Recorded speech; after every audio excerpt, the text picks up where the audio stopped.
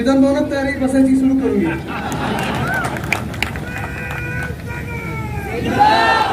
आज उरणमध्ये आल्यानंतर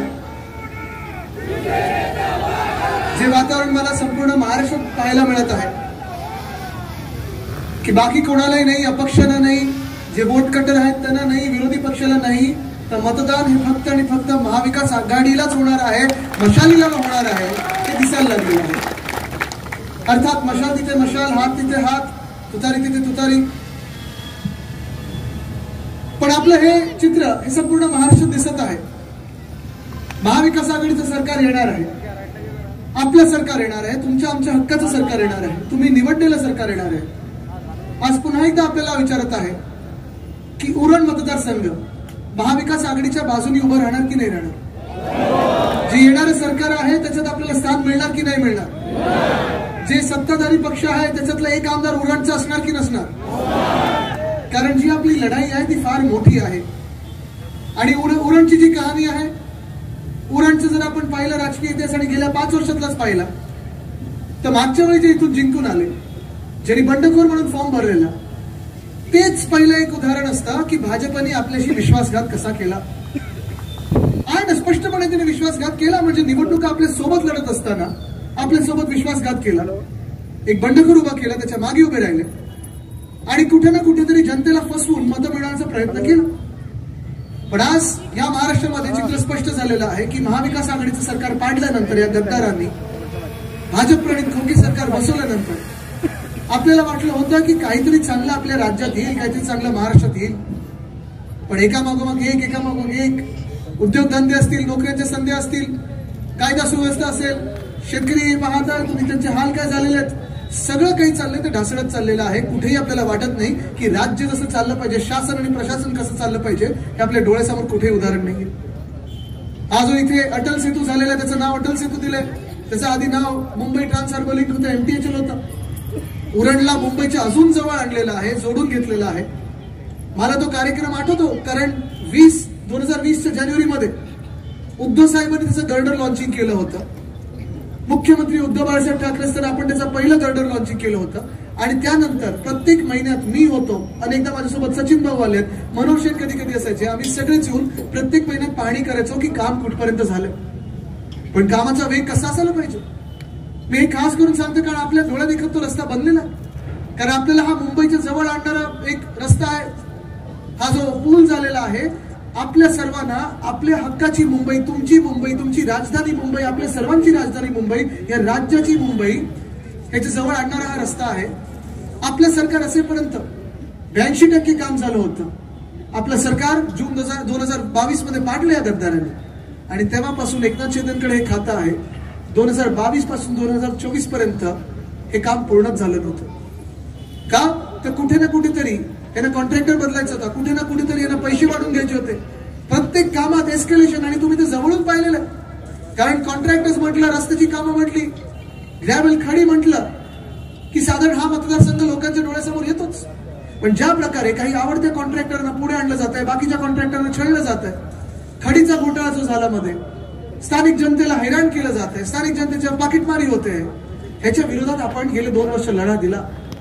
तो लढा जो 2 वर्ष आपल्या डोळ्यासमोर होता, आपण प्रत्येक महिन्यात वाट पाहायचो की सर्वोच्च न्यायालय आता तरी निकाल देईल, आता तरी निकाल देईल. अगदी डोकं फोडून झालंय आपल्या तिकडच्या दारी, अजून निकाल काही आला नाही, जेव्हा येईल तेव्हा येईल. पण आज उद्धव साहेब स्वतः असतील किंवा आम्ही सगळे असो, शिवसेना उद्धव बाळासाहेब ठाकरे पक्ष असेल, राष्ट्रवादी काँग्रेस शरदचंद्र पवार पक्ष असेल, काँग्रेस असेल, आम्ही सगळे आपल्या दारी आलोय, आपल्या अदालतीमध्ये आलोय न्याय मागायला. खरोखर आलो. या देशामध्ये जनता की अदालत सोडून मला वाटत नाही कुठचं दुसरं मोठं अदालत असेल किंवा न्यायालय असेल. आपण जो न्याय द्याल तो बरोबर असेल, तो न्याय मार्गाने पुढे चालणारा न्याय असेल, तो या महाराष्ट्राच्या हिताचा न्याय असेल. 2 वर्ष वाट पाहत होतो, आणि 2 वर्ष वाट पाहत असताना निवडणुका कधी लागतील. अनेकदा मी पूर्ण राज्य फिरलं, मग निष्ठा यात्रेत असेल, महाराष्ट्र स्वाभिमान सभा असतील, कधी कुठे आपत्ती आली असेल तर तिथे गेलो असेल, कुठे ऍक्सिडेंट झाला तिथे गेलो असेल, लोकांच्या न्याय हक्कांसाठी असेल, मोर्चांसाठी असेल, आंदोलनासाठी असेल, सगळं काही आपण केलं. आणि आता जेव्हा निवडणूक आलेली आहे, आपल्याला वाटायला लागलं अरे प्रचारासाठी दिवसच नाही येत. पण ही निवडणूक फार महत्वाची आहे. ही निवडणूक पुढच्या 4-5 दिवसांमध्ये होणारी ही निवडणूक आहे, ही निवडणूक आपलं भवितव्य ठरवणारी आहे. मला काही पत्रकारांनी मध्ये इंटरव्ह्यू मध्ये विचारलं की आदित्यजी ही तुमच्यासाठी निवडणूक किती महत्वाची, उद्धव साहेबांची असेल, तुमच्यासाठी असेल, तुमच्या अस्तित्वाची निवडणूक आहे का? तसं लहानपणापासून मी पाहत आलोय, प्रत्येक निवडणूक मुंबई महानगरपालिका असो किंवा कुठची असो, नेहमी एक शब्द त्यांनी दिलेला आहे, लिटमस टेस्ट. हे पत्रकारांना पण माहिती आहे की लहानपणापासून आणि ते पण आधीपासून पाहत असतील, पेपरमध्ये येतं की शिवसेनेची अस्तित्वाची लढाई आहे. शिवसेनेची अस्तित्वाची फक्त ही लढाई नाही आणि दुसरी काही शिवसेना नाही. जे फुटलेले गद्दार आहेत, ते चोर आहेत, जे डरपोक लोक असतात, ते शिवसेना नाव लावूच शकत नाहीत. ते पळाले होते, ते सुरतेला पळाले होते, ते शिवसैनिक होऊ शकत नाही. जे गुवाहाटीला गेले, काय डोंगर झाडीबिडी पाहून आले, ते शिवसैनिक होऊ शकत नाहीत. आणि जे गोव्यामध्ये उद्धव साहेबांचं सरकार पाडल्यानंतर घाणेरडे हातवारे करून टेबलांवर नाचले, हे शिवसैनिक होऊ शकत नाहीत. हा देशाचा कायम न्याय राहिलेला आहे, हा कायदा राहिलेला आहे. जगभरात कुठेही जा तुम्ही, चोराने काहीतरी चोरी केली म्हणून ती वस्तू त्यांची होत नाही. आणि असंच ठीक आहे, आता ह्या क्षणाला शिवसेना नाव हे त्यांनी घेतलेलं आहे, आपलं धनुष्यबाण हा त्यांनी घेतलेला आहे, आपलं चिन्ह, नाव, पक्षाचं सगळं काही त्यांनी घेण्याचा प्रयत्न केला. 13 खासदार फोडले, 40 आमदार फोडले, अनेक नगरसेवक फोडले, अनेक नेते फोडले. ही लढाईची तन मन धनची, सगळं धन त्यांच्याकडे, खोके हे सगळं त्यांच्याकडे आहे. आपल्याकडे तन आहे, मन, आणि तुम्ही सगळे जनता आहात, तुम्ही संत जनार्दन आहात, ज्यांनी आम्हाला आशीर्वाद देऊन या महाराष्ट्रात अजूनही जागृत ठेवलेलं आहे. पुढे नेण्याचं काम करण्याचा आपण प्रयत्न करत आहात. पण ही लढाई ही काही आमच्या अस्तित्वाची नाहीये. ही लढाई ना माझ्या अस्तित्वाची, किंवा मला आमदार बनायचे किंवा मनोहरजींना आमदार बनायचे, मुळीच नाहीये. ते तर तुम्ही बनवणार आहातच, 100% बनवणार आहात. 23 तारखेला निकालच बोलतील की आम्ही आमदार म्हणून पुन्हा एकदा आपल्यासमोर नतमस्तक व्हायला येणार आहोत, पुढे सेवेत रुजू तर होणारच आहोत. पण ही लढाई आपल्या महाराष्ट्राच्या अस्तित्वाची लढाई आहे. ही लढाई आपलं नाव महाराष्ट्र राहणार की अदानी राष्ट्र राहणार की गुजरात राष्ट्र होणार हे ठरवणारी आहे. आपलं नाव, आपलं जे महाराष्ट्र म्हणून संयुक्त महाराष्ट्र चळवळीनंतर आपण पाहिलं, मुंबई आपल्याला मिळवायला लागली. मुंबई काही साधी सोपी आपल्याला अशी आली नाही. मुंबईसाठी लढायला लागले. 105 हुतात्म्यांनी जीव दिलेत आपले, अनेक आंदोलनं झाली, लाठे काठे खाल्लेल्या आहेत. सगळं काही झाल्यानंतर मुंबई आपल्याला मिळवायला लागली, जिंकायला लागली. या मुंबईवर डोळा हा नेहमी दिल्लीश्वराचा होता आणि गुजरातचा होता, तो अजूनही आहे आणि तो आता कायम आहे. हे जे भूत आहे ते आजूबाजूला दिसतंय आपल्याला, कुठच्या रूपांमध्ये दिसतंय. एका बाजूला आपण पाहिलं, अनेक वर्ष प्रयत्न सुरू होता, कुठेतरी चर्चा सुरू करायची की मुंबईला गुजरातला जोडायचं का, आम्ही होऊ देणार नाही.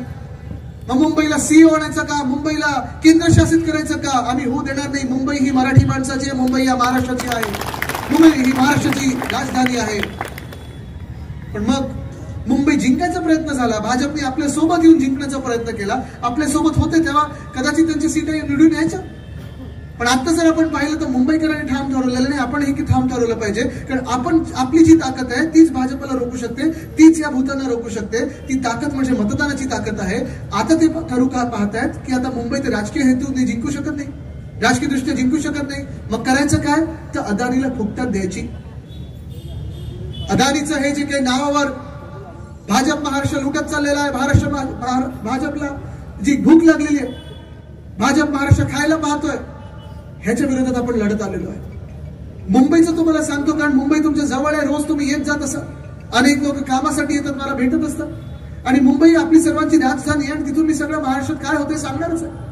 पण मुंबईबद्दल जर तुम्हाला सांगायचं झालं तर हेच अदानी महाशय आपल्या मुंबईमध्ये धारावी पुनर्विकासाच्या नावाखाली 540 एकर गिळून बसलेले आहेत. पुनर्विकास करणार. तिकडच्या लोकांना किती मिळणार, तर 200 स्क्वेअर फूट, 300 स्क्वेअर फूट.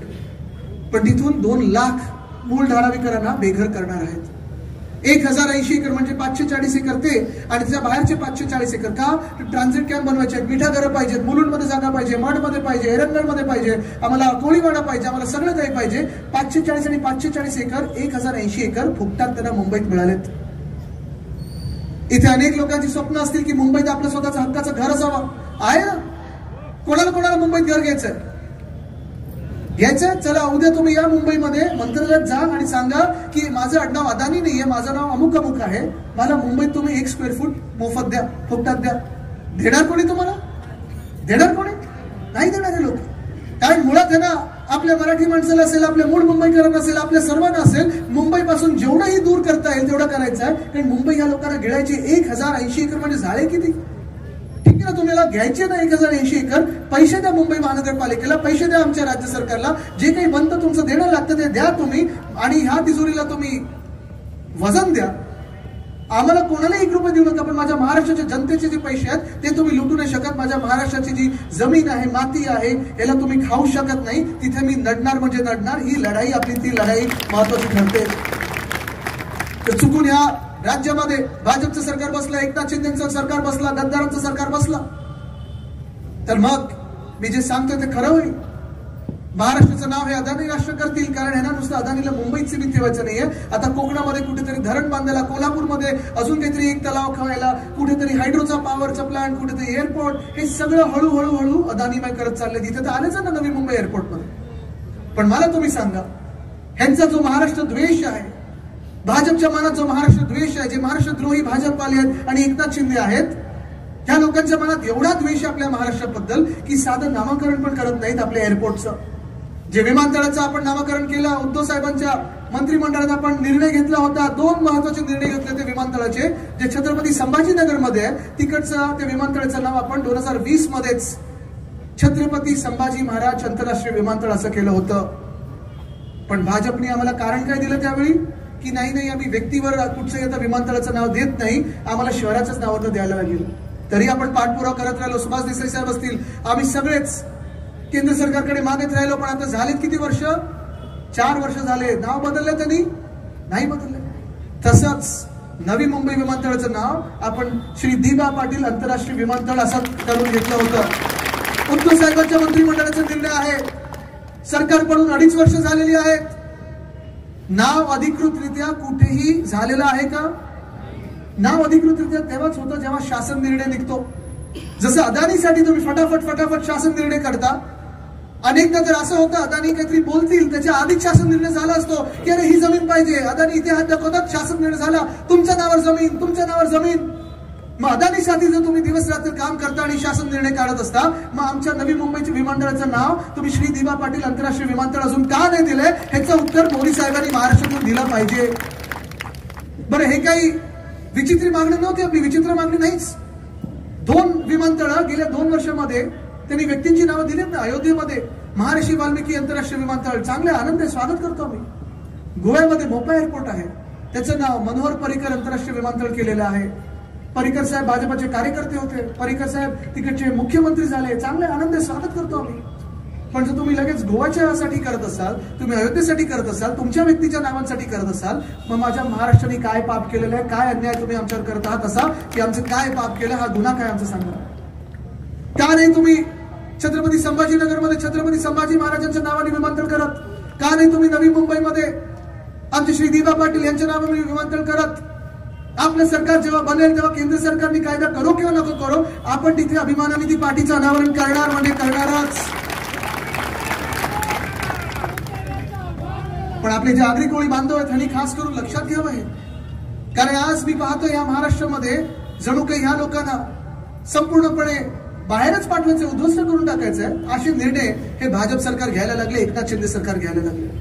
मुंबईमध्ये छत्रपती शिवाजी महाराज मंडई, अनेक वर्ष तिथे कोळी बांधव आपले मत्स्य व्यवसाय करत आलेले आहेत, मासे विक्री करत आहेत. पण पियुष गोयल साहेबांसारखे मंत्री त्यांच्यामध्ये ज्यांना मासे दिसले की नाक बंद करायला लागतं, नाक तोंड डोळे सगळं बंद करतात. यांच्यासाठी ते आता मंडई विकायला काढलेले, तिथून मासे विक्रेत्यांना बाहेर काढलेले. ड्राफ्ट हाऊसिंग पॉलिसी या 2024 30 ऑक्टोबर पर्यंत ज्याची मर्यादा होती, त्याच्यात तुम्ही पाहिलं असेल, गावठाणं असतील, आपले आदिवासी गावठाणं असतील, आपली गावठाणं, आपले कोळीवाडे, या ड्राफ्ट हाऊसिंग पॉलिसीमध्ये त्यांनी काय उल्लेख केलाय सचिन भाऊ, आपल्या मतदारसंघात देखील कोळीवाडा आहे. महाराष्ट्राच्या 7 जिल्ह्यांमध्ये कोळीवाडा आहे, गावठाणं तर संपूर्ण महाराष्ट्रात आहेत. त्यांनी एकनाथ शिंदेचं हे मत आहे, भाजपचं हे मत आहे की गावठाणं जे असतील आणि कोळीवाडे जे असतील, ज्याचं सीमांकन आपण सुरू केलं होतं, ह्या लोकांनी स्थगिती दिली. जसं आपण आई एकविरा देवी, त्या ज्या पायऱ्या आहेत, आई एकविरा देवी आमचं जे कुलदैवत आहे, ते फनिक्युलर रेल्वे करणार होतो, पायऱ्या नीट करून घेत होतो, तिकडची दुकानांना चांगलं करून घेत होतो, त्याला पण ह्याच सरकारने स्थगिती दिली.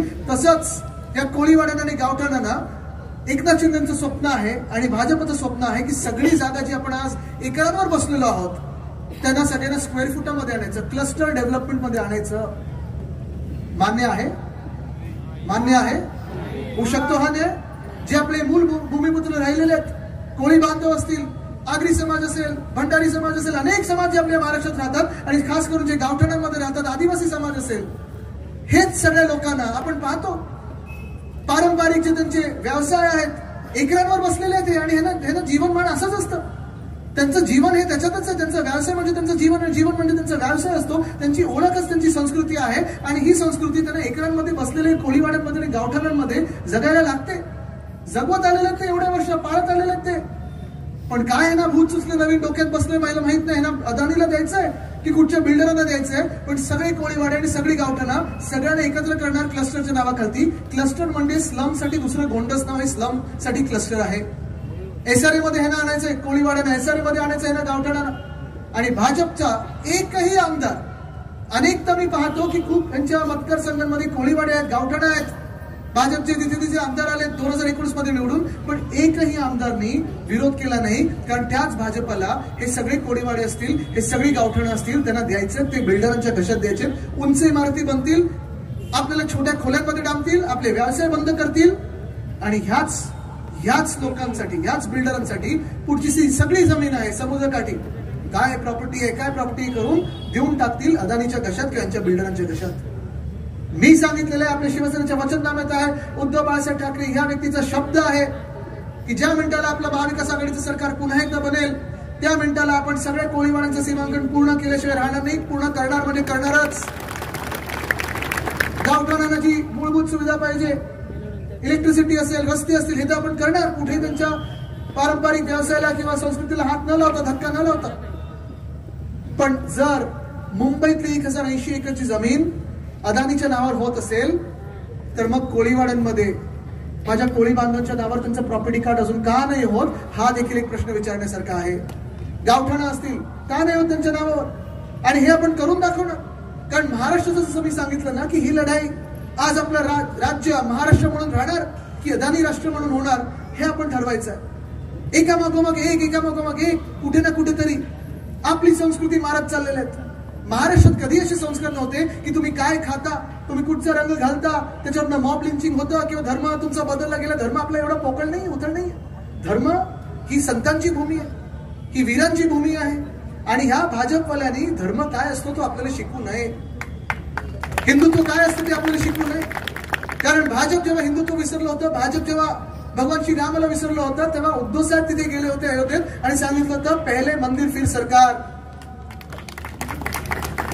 सरकार आल्यानंतर काँग्रेसचे काही आमदार आपल्या सोबत आले. उद्धव साहेब मुख्यमंत्री असताना कदाचित मुख्यमंत्री योगी आदित्यनाथांच्या आधी देखील उद्धव साहेब म्हणून पहिले मुख्यमंत्री असतील जे तिथे अयोध्येला गेले आणि श्री रामलल्लाचं दर्शन घेतलेलं आहे. पण मोदी साहेबांनी काय केलं? त्यांचं हिंदुत्व दाखवण्यासाठी, त्यांच्या स्वार्थासाठी निवडणुकीच्या आधी त्यांनी एका अर्धवट मंदिराचं उद्घाटन केलं. हे पाप आहे. अर्धवट मंदिराचं कधी अनावरण करत नाही, स्वार्थासाठी तर मुळीच नाही करत. पण हेच ते जे आपल्याला शिकवायला आले ना, एक रहेंगे तो सेफ रहेंगे सांगतात, मग दुसरे येऊन सांगतात बटेंगे तो कटेंगे. हे यांचं एवढंच चालतं, बटेंगे कटेंगे छाटेंगे लुटेंगे मारेंगे पिटेंगे, याच्या पुढे भाजप जातच नाही. कधी कधी मला वाटतं हे चांगले रॅप करतील, बटेंगे कटेंगे मारेंगे लटेंगे. काय तुम्ही राज्यकर्ते आहात की रॅपर आहात? तुम्ही गाण्याचं क्षेत्र झालंय म्हणजे रॅपर पण चांगले रॅप लिहितात. पण हे एवढंच त्यांचं बटेंगे तो कटेंगे बटेंगे तो कटेंगे. 10 वर्षात तुमचं बहुमताचं सरकार होतं या देशावर. तुम्ही देशाला दिलं काय हे पहिलं आम्हाला सांगा. 75 वर्षाच्या इतिहासात कधी कोण बटलं नाही, कटलं नाही. कधी हिंदू खत्रेमध्ये आम्ही ऐकलं नव्हतं. भाजपचं जेव्हा बहुमताचं सरकार आलं तेव्हा हिंदू खत्रेमध्ये आम्ही ऐकायला लागलो. मग भाजप नव्हती तेव्हा बरे होतो आपण. सोपी गोष्ट. पण आज मी तुम्हाला सांगत आहे बटेंगे तो कटेंगे खरं आहे. जर आपण विखुरले गेलो तर आपला पाकिट भाजप कापेल. कारण बटेंगे कटेंगे लुटेंगे हेच भाजपचं धोरण आहे. मग दुसरे म्हणतात एक रहेंगे तो सेफ रहेंगे, त्यांच्याशी मी खूप सहमत आहे. आपण जर एक राहिलो ना महाराष्ट्र म्हणून तर भाजप से 2 हात दूर सेफ रहेंगे. कारण या देशामध्ये खास करून 2013 पासून तुम्ही अभ्यास करा. हरियाणाचा करा, राजस्थानचा करा, गुजरातचा करा, महाराष्ट्राचा करा, अनेक राज्यांचा करा. तिथे प्रत्येक राज्यामध्ये जिथे जिथे भाजप राज्य सरकार त्यांनी स्थापना केली आहेत त्या राज्यांमध्ये यांनी दंगली घडवल्या आहेत. त्या नुसतं हिंदू मुस्लिम नाही तर हिंदूंमध्ये जातींमध्ये पण, पोट जातींमध्ये पण. मग कोणातरी कुठे आंदोलनं बसव, त्याच्या विरुद्ध दुसऱ्याला कोणातरी उठव, हिंगी पडायची, दंगली घडून आणायच्या. आणि मग हे सगळं केल्यानंतर भाजप येतं आणि जिंकून जातं. पुढे त्या राज्याचं काय होतं हे आपल्याला कधीच पुढे ऐकू येत नाही. आज आपण पाहतोय महिलांसाठी जे भाजपने मध्यंतरीच्या काळात 1500 रुपये हे एकनाथ शिंदे भाजप देणार होते. 2 महिन्यापूर्वी स्कीम सुरू केली आहे. कधी स्कीम सुरू केली? 2 महिन्यापूर्वी. म्हणजे लोकसभेत त्यांचा पराभव दिसलाय ना, महाराष्ट्रात हरणार हे दिसलं, त्यानंतर ही स्कीम सुरू केलेली आहे. किती देणार तो आता? किती देतात आता? येत नाही. तुम्हाला काय माहिती पण पण आता येत नाही. आणि यायचे किती? 1500. बघा भाजप आणि एकनाथ शिंदे किती मोठे जादूगर आहेत, तुम्हाला दाखवतो एका मिनिटात. आता किती देतात हे? 1500. बरोबर आहे ना? आता तुम्ही जरा 2014 मध्ये जा, किती देणार होते प्रत्येकाला? आणि फक्त महिलांना देणार की सगळ्यांना देणार होते? आता डोळे मिटा, मोजा, 10 वर्ष मोजा आणि 2024 मध्ये परत या. आता किती झाले? म्हणजे जे 15 लाख देणार होते ते 1500 वर आलेले आहेत. तुम्हाला लिहून देतो मी. जर यांचं सरकार चुकून एकदा आपल्या डोक्यावर बसलं तर ना 150 रुपये देण्यात पण चेक कुठे लाज वाटणार नाही. एवढे निर्लज्ज लोक आहेत. काल परवाकडेच मी योगी आदित्यनाथजींचा एक फोटो बघितला, 300 रुपयाचा चेक वाटप करताना. मुख्यमंत्री उत्तर प्रदेशचे 300 रुपयाचा चेकचं वाटप करतात. पण हेच आहे त्यांचं, खोटं बोलायचं, सतत खोटं बोलायचं, फसवायचं. पण महाराष्ट्रातल्या महिला देखील हुशार आहेत. सगळ्यांना माहिती. आता ते सांगतात, भाजपवाले सांगतात, अजित पवार साहेब सांगतात की आम्ही 2100 देऊ, त्याच्या पलीकडे देणं काही शक्य नाही, आम्ही खोटं बोलतोय असं ते सांगतात. मी त्यांना सांगत आहे, आम्ही करून दाखवणार म्हणजे दाखवणार. तुम्हाला जमलं नाही तर तुम्ही घरी बसा. आम्ही 3000 रुपये प्रति महिना महिलांना देऊ म्हणजे देऊच, दुप्पट देऊ. कारण महिलांचा सन्मान हा झालाच पाहिजे, महिलांचा आदर हा झालाच पाहिजे. आणि महिलांना आधारही देणं गरजेचं आहे. कारण महिला ह्या फक्त समाज आणि घरात एवढंच नाही, तर महिला आज कंपन्या चालवायला लागलेल्या आहेत, महिला ऑफिस चालवत आहेत, सगळं काही पाहत आहेत. पण कुठे ना कुठेतरी ह्या देशामध्ये मोदी साहेबांची बेरोजगारी आपण पाहतोय, त्यांनी जी निर्माण केलेली आहे, महागाई निर्माण केलेली आहे, जगणं कठीण झालेलं आहे. जर तुम्ही कुठेही ग्रामीण भागात जाल तर शेतकरी सांगतात खतं परवडत नाही, बी बियाणं परवडत नाही, शेतमालाला भाव नाही, हमी भाव नाही, आत्महत्या शेतकऱ्यांच्या वाढत चाललेल्या आहेत. तसंच आपण पाहिलं, महिलांना विचारलं तर महिलांकडून प्रत्येक दिवशी तुम्हाला कळेल की आज कांद्याचा काय भाव आहे, टोमॅटोचा काय भाव आहे, शहरात काय आणि गावात काय. म्हणजे गावात शेतकऱ्यांना फायदा होत नाही, शहरी माणसांना फायदा होत नाही. पण नक्की फायदा होतो तरी कोणाचा? बरोबर आहे. अदानी सगळीकडे आहे, हे खरं आहे. कारण तुम्हाला सांगतो, मध्यंतरी मनोज शेट्टी, आम्ही तुम्हाला सांगतो, आता मागच्याच महिन्यातली बातमी आहे, उत्तर प्रदेशमध्ये भाजपच्या काही कार्यकर्त्यांनी साईबाबांचा पुतळा झाकून ठेवला. बोलतात आम्ही साईबाबांमध्ये मानत आहे. खरी बातमी आहे. आणि ह्याचं कारण एकच आहे, कदाचित असंही असेल, साईबाबा काय म्हणायचे? सबका मालिक एक है. पण अदानी, हे भाजपवाले काय बोलतात? सबका मालिक अदानी है. हा फरक आहे आपल्याकडे त्यांच्यात. पण आज तुम्हाला सांगतो, महिलांसाठी आपण जसं 3000 रुपये प्रति महिना करणार आहोत महालक्ष्मी योजनेत, लाडकी बहीणचं दुप्पट, तसंच आपण प्रत्येक वर्षी 6 सिलेंडर मोफत देणार आहोत. एसटी आणि बीएसटी बसमध्ये कुठच्याही शहरात आपलं जे काही पब्लिक ट्रान्सपोर्ट असतं त्याच्यात मोफत पास देणार आहोत. 1 रुपया देखील तुम्हाला काढायला लागणार नाहीये. पण लाडकी बहीण सोबत सुरक्षित बहीण, महालक्ष्मी सोबत सुरक्षित बहीण पाहिजे आम्हाला. जो शक्ती कायदा आपण आणला होता, या राज्यामध्ये उद्धव साहेबांनी पारित केला होता, शक्ती कायदा 2021 मध्ये आणला होता, तोच भाजपचे राज्यपाल कोश्यारी साहेबांनी पाठवला राष्ट्रपती महोदयांकडे. जवळपास 4 वर्ष झाली, 3 वर्ष झाली, तो कायदा अजून प्रलंबित आहे. भाजपला त्या कायद्याची भीती काय आहे हाच प्रश्न मला कधी कळला नाहीये. कदाचित प्रधानमंत्री महोदय ज्या रेवणना राक्षसासाठी प्रचार करून आले, ज्यांनी 2000 महिलांवर रेप केलेला आहे, त्याच्यासाठी भीती वाटते का? त्या रेवणना जेलमध्ये जाईल त्याच्यासाठी भीती वाटते? जे आज आपण पाहतो, एकनाथ शिंदे सरकारमध्ये 2 असे आमदार होते ज्यांना मंत्री केलं होतं. एकीने सुप्रियाताई सुळेंना गाडीने शिव्या दिल्या होत्या, दुसऱ्यांवर भयानक आरोप होते, उद्धव साहेबांनी यांची हकलपट्टी करून टाकलेली, त्यांना ह्यांनी पुन्हा घेतलं मंत्रिमंडळात. असले लोक तुमचे लाडके भाऊ होऊ शकतात का? होऊ शकतात का? आपण पाहतोय ना.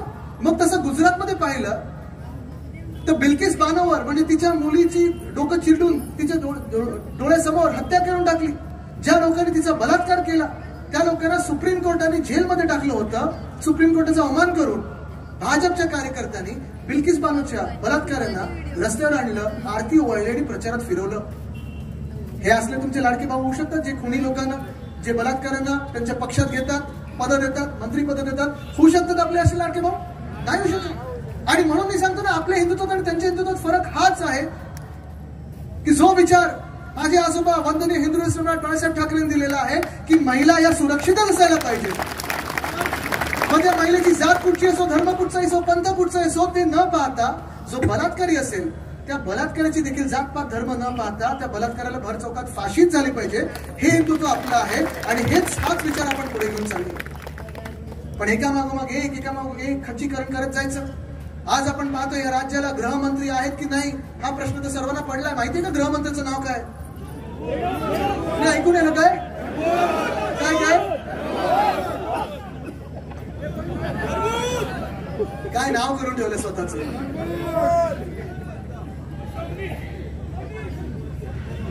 आज त्यांनी स्वतःला विचारलं पाहिजे की हे नाव त्यांचं एवढं बदनाम कसं झालं.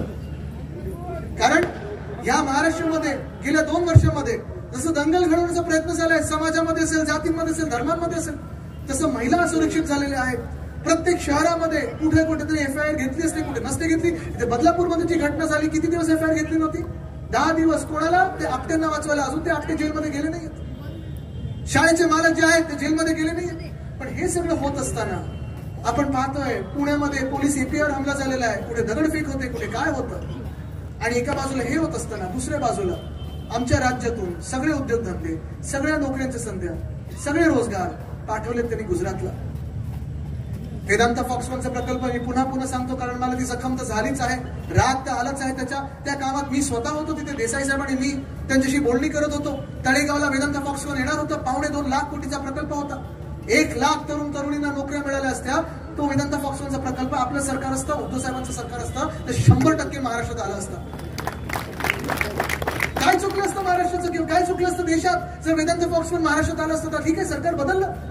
भाजपने स्वतःचं सरकार बसवलं. घटनाबाह्य जरी असलं, महामानव डॉक्टर बाबासाहेब आंबेडकरांचा अपमान करून जरी तरी सरकार बसवलं असेल तरी चला 1 मिनिट मी मानून घेतो की तुम्ही या राज्याच्या भल्यासाठी बसवलं असेल. पण हेच सरकार जे तुमचं बसलं, खोके सरकार, धोके सरकार, घटनाबाह्य सरकार, गद्दारांचं सरकार, चोरांचं सरकार, यांनी अशी काही चोरी केली, असं काही एकदम राजकीय अस्थिरता निर्माण केली की सगळे उद्योग एकामागोमाग एक, जसं सरकार पलटी झाला तसं गेले हे सगळे गुजरातला. एअरबस टाटा मागच्याच आठवड्यात आपल्याकडे निवडणुका घोषित झाल्यानंतर देखील प्रधानमंत्री महोदय ते गेले तिथे बरोड्यामध्ये आणि तिथे रोड शो काढला. कशासाठी? तर तिथे एअरबस टाटाचा प्रकल्प आलाय. कोणी उद्योग मंत्री पण असा रोड शो काढत नाही कुठचा मोठा प्रकल्प स्वतःच्या जिल्ह्यात आल्यानंतर. पण त्यांना खुशी ह्या गोष्टीची होती, त्यांना सुख ह्या गोष्टीचं होतं की बघा महाराष्ट्रातून उद्योगधंदा कसा पळवला आणि नेला आम्ही गुजरातला. मुंबईमध्ये इंटरनॅशनल फायनान्शियल सर्व्हिसेस सेंटर जे आपल्या हक्काचं होतं, आपल्या मुंबईमध्ये होतं, ते पळवलं त्यांनी गिफ्ट सिटीला सुरतला. इकडचं डायमंड बोर्ड्स पळवलं सुरतला. मेडिकल डिव्हाइस पार्क असेल, बल्क ड्रग पार्क असेल, सोलर एनर्जी इक्विपमेंट पार्क असेल, 5 लाख रोजगाराच्या संध्या यांनी पळवल्यात गुजरातला. हे तर प्रायव्हेट क्षेत्रातलं झालं. स्पर्धा परीक्षांचा गोल्ड तुम्हाला माहिती आहे. अनेक तरुण मुलं मुली कधी पुण्यात बघतो, कधी कुठेतरी बघतो, आंदोलन करायला लागतं, एमपीएससीच्या समोर आंदोलन करायला लागतं. तहसीलदारची परीक्षा मार्क 200 मिळाले, कोणाला 250. आयएस कोण झालं, आयपीएस कोण झालं, बदली पोस्टिंगसाठी पैसे द्यायला लागतात. पोलीस क्वार्टर खराब हालामध्ये, रिटायर्ड पोलीसवाल्यांकडे लक्ष द्यायला कोणी नाही. जे रिटायर्ड सरकारी कर्मचारी आहेत त्यांची जुनी पेन्शन योजना जी आपण सुरू करणार आहोत ती ह्या लोकांनी बंद करून ठेवलेली आहे. पण आज या महाराष्ट्रामध्ये जर काही गरज असेल आपल्याला ती एकाच गोष्टीची आहे, रोजगार रोजगार रोजगार रोजगार निर्मिती ही झालीच पाहिजे. तरुणांचे जो आज मी पाहतोय जे हाल झालेले आहेत, त्रस्त आहेत तरुण, फिरतात सगळीकडे. कोणी रोजगार देतं का, कोणी रोजगार देतं का. पण हे सरकार आहे रोजगार थंड बसलेलं आहे, कोणाला काही पडलीच नाही. कारण स्वतःचे खोके झालेले आहेत, दुसऱ्यांना धोके देऊन झालेले आहेत, स्वतःला मंत्रीपद मिळालेली आहेत, चांगले संतुष्ट बसलेले आहेत. मग निवडणूक आले की पैसे फेको, तमाशा देखो, हे सगळं त्यांना माहिती आहे.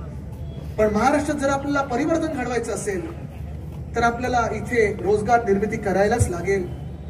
मला आठवतं जेव्हा आपलं महाविकास आघाडीचं सरकार होतं, 6.5 लाख कोटीची गुंतवणूक एकाच व्यक्तीमुळे आली होती. त्या व्यक्तीचं नाव आहे उद्धव बाळासाहेब ठाकरे.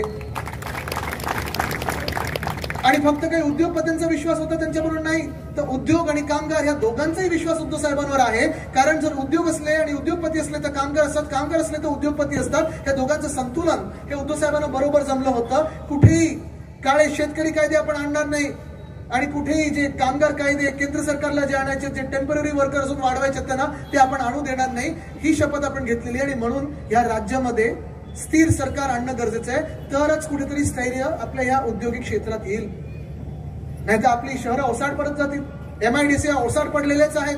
जे आहेत उद्योगधंदे तेही निघून चाललेले आहेत. का तर कधीतरी कोणी महाडमध्ये जसा एक गुंड त्यांचा गद्दार आहे तो जाऊन धमकी देतो, कधी नाशिकमध्ये स्क्रॅपचं कोणीतरी माफिया चालवतो, कोणी ड्रग्सचा माफिया चालवतो. जे उद्योगधंदे आहेत, जे गोडाऊन आहेत, तिथे जाऊन कोणीतरी खटखटवतं की द्या आम्हाला पैसे द्या, आम्हाला धंदे पाहिजे तुमचे. हे असं आपण करणं योग्य नाही. न्यायाप्रमाणे चाललं पाहिजे, कायद्याप्रमाणे चाललं पाहिजे. आपल्याला जर महाराष्ट्रात प्रगती आणायची असेल, समृद्धी आणायची असेल तर आपल्याला ह्या राज्यात राजकीय स्थिरता आणण्यासाठी महाविकास आघाडीचं सरकार आणायलाच लागेल. आहे ना, मला माहिती आहे आता तरी तरुण वर्ग हैराण आहे, कुठे जायचं. आणि त्याच तरुणांसाठी आपण घोषित केलेलं आहे की जसं आपण महिलांना प्रत्येक महिन्याला 3,000 रुपये देणार आहोत, बेरोजगार तरुणांना पुढच्या 2 वर्षासाठी म्हणजे रजिस्ट्रेशन पासून आपण जेही कोणी बेरोजगार असतील रोजगार मिळेपर्यंत प्रत्येक महिन्याला 4,000 रुपये देणार आहोत. पण त्याच्या पहिलं पाऊल, त्याच्या आधीचं पाऊल म्हणजे शिक्षण असतं. शिक्षण हल्ली आपण ते रिक्षावर असतो ना, मुलगी शिकली प्रगती झाली, पण जॉब कुठे आहे, नोकऱ्या कुठे.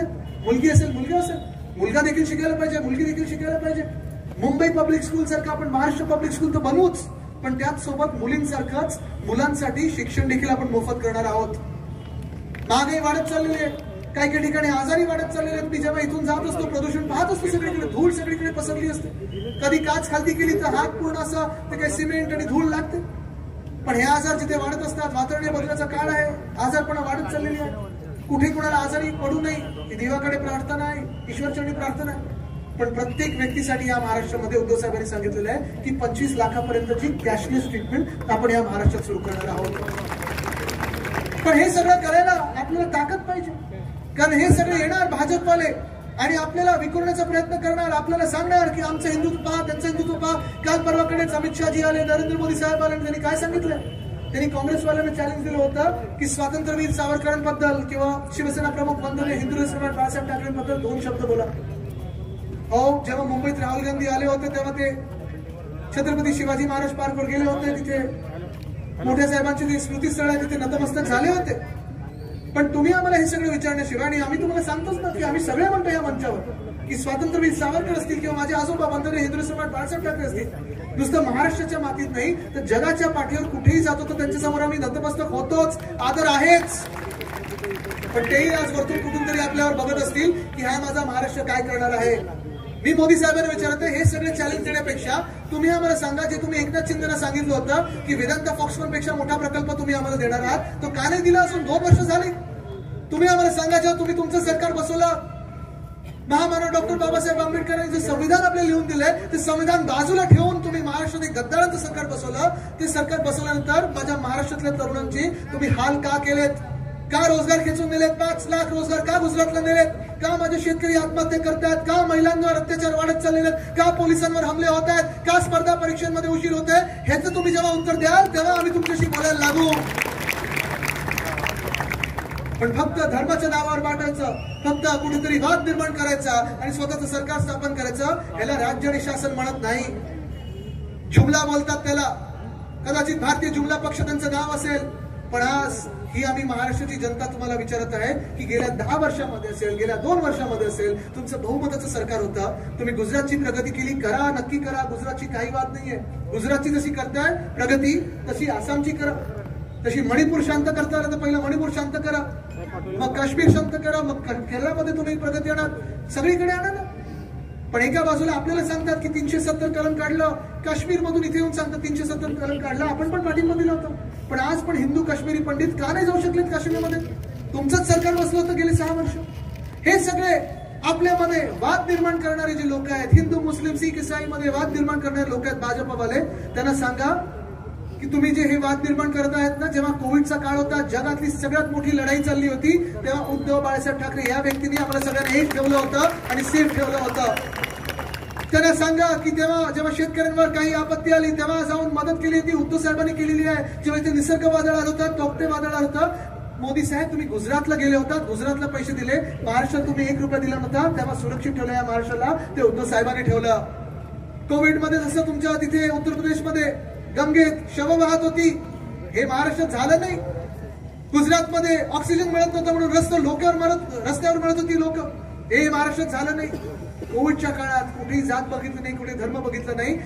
कोविडच्या काळातच काही तर नोकरी देताना पण किंवा शेतकऱ्यांना मदत करताना पण जातपात धर्म न पाहता महाराष्ट्र धर्माचं पालन केलं. ते एका व्यक्तीमुळे झालं, त्याचं नाव आहे उद्धव बाळासाहेब ठाकरे.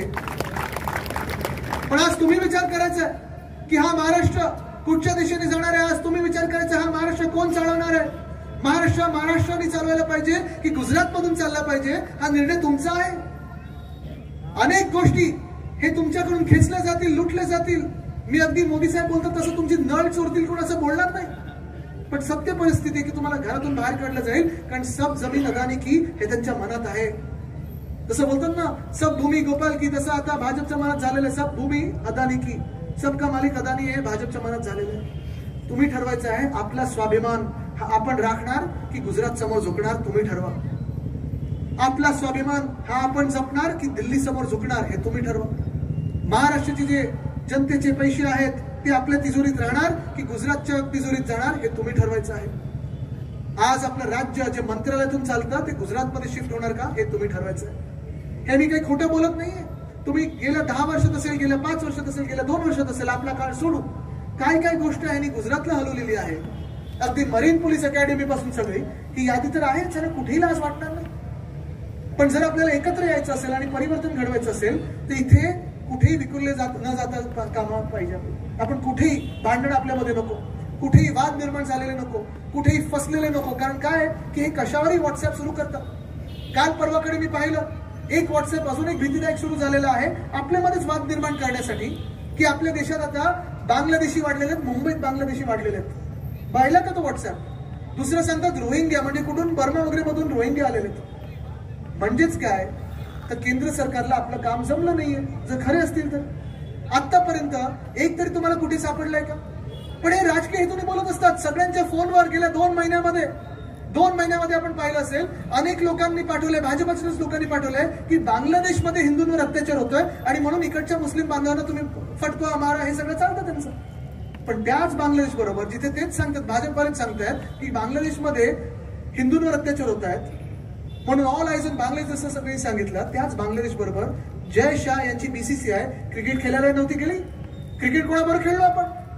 हा सगळा विचार तुम्ही करणं गरजेचं आहे. कारण आज धर्माच्या नावावर, समाजाच्या नावावर जे तुमच्याकडे मतं मागायला येतील त्यांना सांगा की आमचं हिंदुत्व हे जय भवानी जय शिवाजी बोलणारं हिंदुत्व आहे.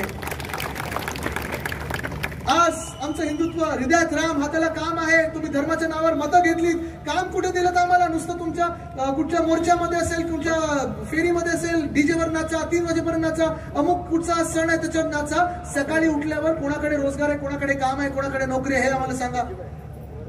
आपल्याला परिवर्तन हे घडवायलाच लागेल. महिला सन्मानासाठी लढावंच लागेल. शेतकरी आत्महत्या रोखायलाच लागतील. तरुणांना रोजगार द्यावाच लागेल. तरच हा महाराष्ट्र म्हणून स्वाभिमानाने जगू शकेल. तुम्ही परिवर्तनासाठी तयार आहात का. तुम्ही महाविकास आघाडी सरकार आणण्यासाठी तयार आहात का.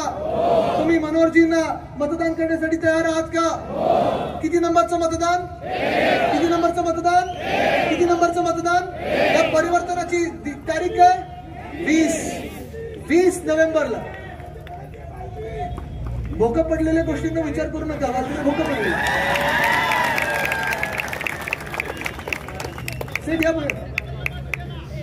जर हे ना विधान भवनात पुन्हा एकदा पाठवायचं असेल, यांचं काम मी पाहिलेलं. मी मंत्री असताना हे प्रत्येक आठवड्यात उरणचं काही ना काहीतरी मला सांगायचे की इथे विकास काम झालं पाहिजे, तिथे विकास काम झालं पाहिजे. उद्धव साहेब मुख्यमंत्री असताना देखील अनेकदा फंड आणलेला आहे.